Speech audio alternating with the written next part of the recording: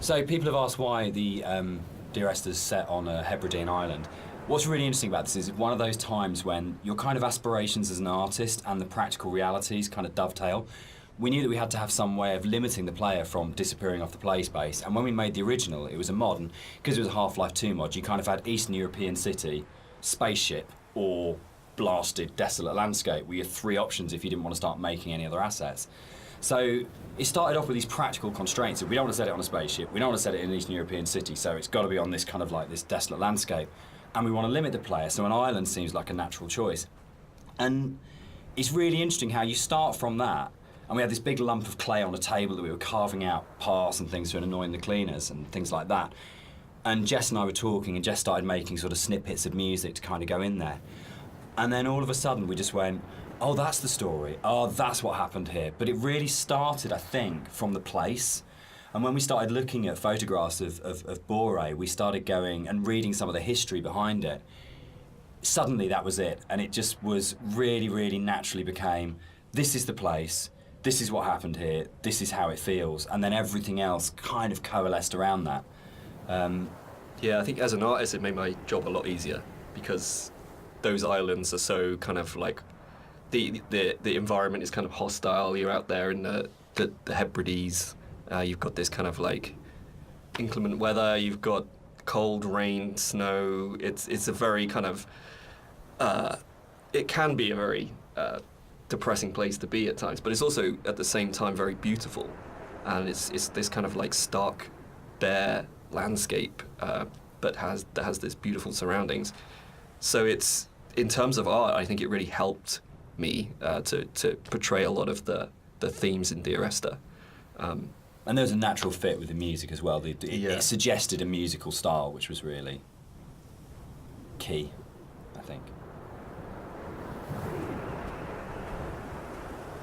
One of the things you're always trying to do as a composer is create memorable themes. And a slight confession is that probably the most memorable theme, which is Remember in Dear Esther, wasn't actually created for the game. Rob's looking shocked. So it was actually from a piece of choral music that I'd written years before, based on a Christina Rossetti poem called Remember.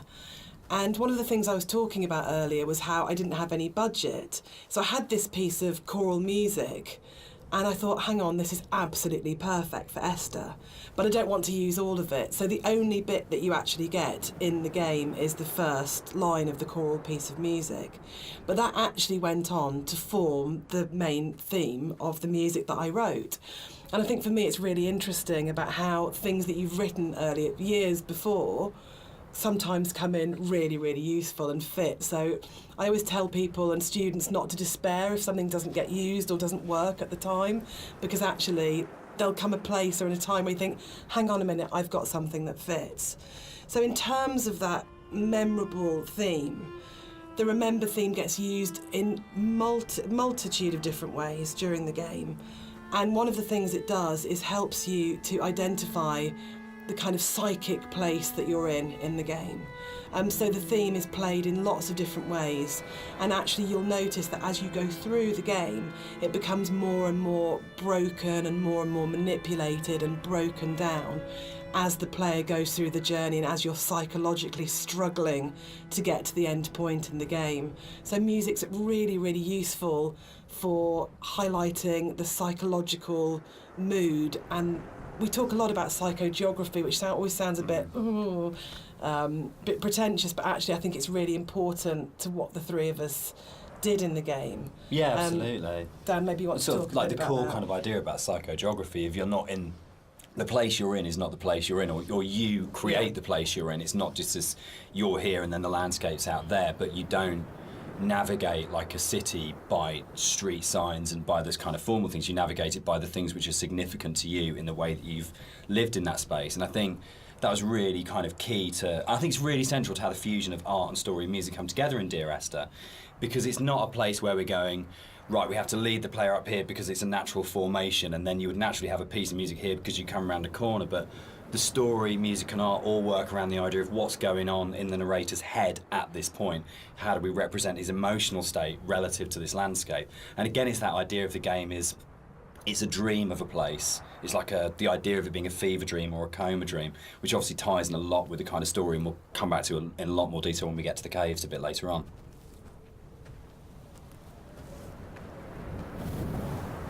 White lines. Yeah. They actually did this.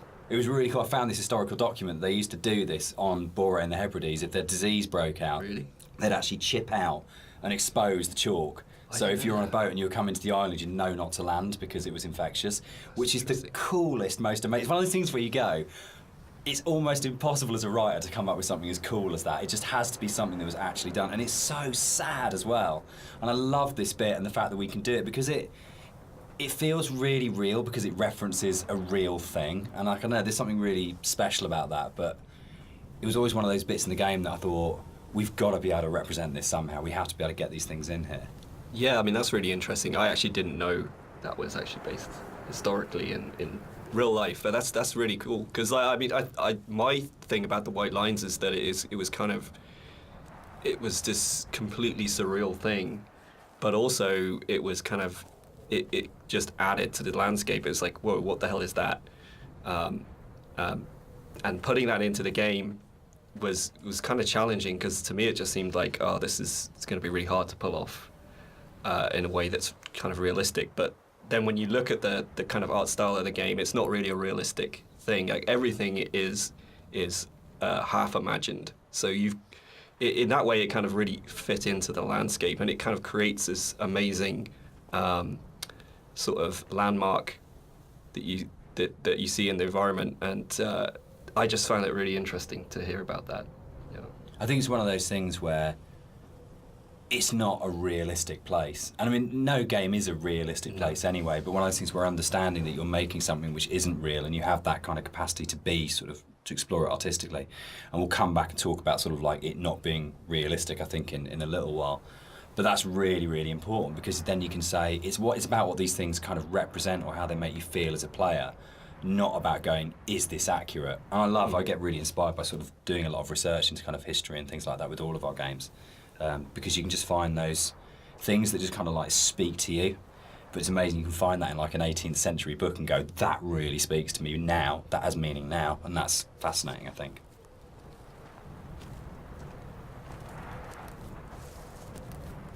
Something that I wanted to bring through in the art of the game was the same kind of fidelity that you find in both Jessica's music and Dan's writing. In the same kind of way that you have all of these little details, these very close attentions to detail that kind of really bring richness to the story. And something that was missing in the original mod version was just this lack of a visual layer of story. And something that I did throughout the art of the game is to add in all these little details here and there, little bits of story, little links to certain things that you may or may not hear or see, just a layer of richness in the world and give you some kind of reward for exploring. So keep your eye out as you look around.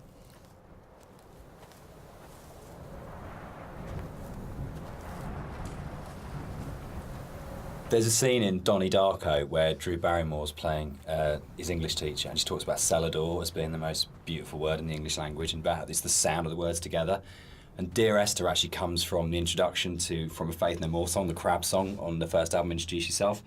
And there's a point where, I think it's Chuck at that point, as the vocalist before Mike Patton, just says, Dear Esther. And it really lodged with me because the sound Dear Esther just has a really amazing sound to it. And I think when we started making it, and the idea of it being these series of letters to someone came through, it just came straight back out of going, that's just a really beautiful sounding combination of words. And I think that really sums up the whole approach to the writing in Dear Esther of what's the most beautiful combination of words and images we can put together, and to do it that way rather than writing a traditional plot as such. So yeah, Dear Esther, Faith No More and Doom, that's where it comes from.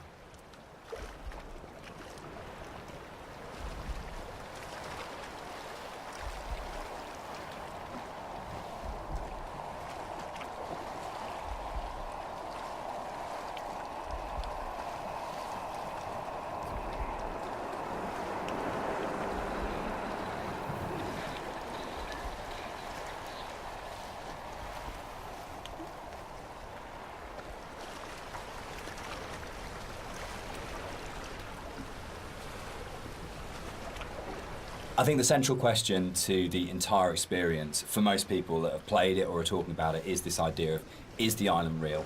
Is what's going on a literal event of a man walking across a Scottish island, or is it a dream that he's had? Does the island even exist? And one of the things that we try to do with the writing is to constantly lull the player into a position where they got an understanding, they made a decision about what they thought was going on, and then to undercut it. So you never actually were able to settle on any one interpretation.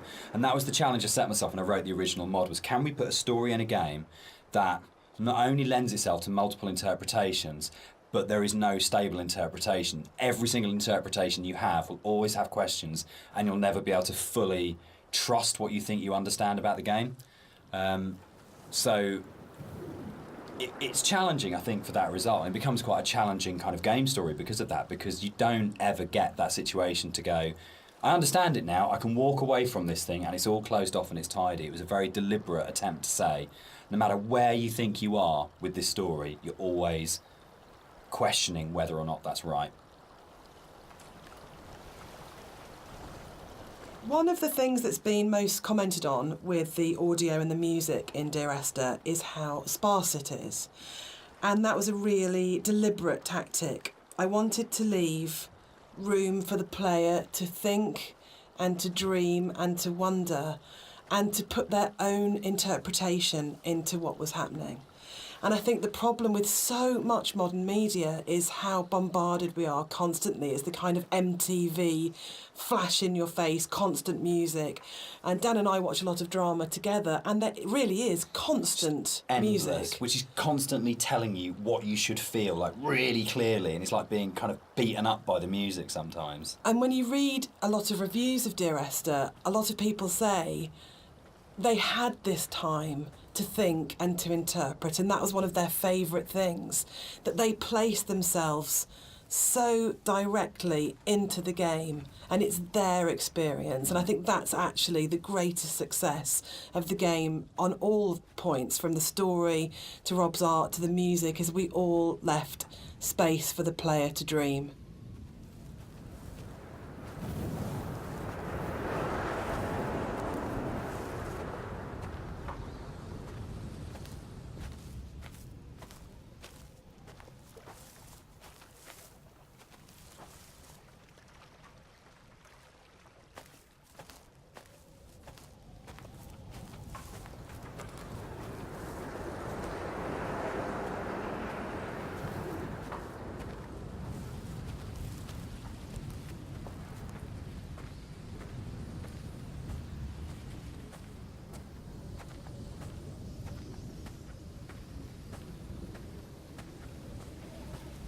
So there's a lot of places in the game where you see a lot of strange things, and this is very deliberate.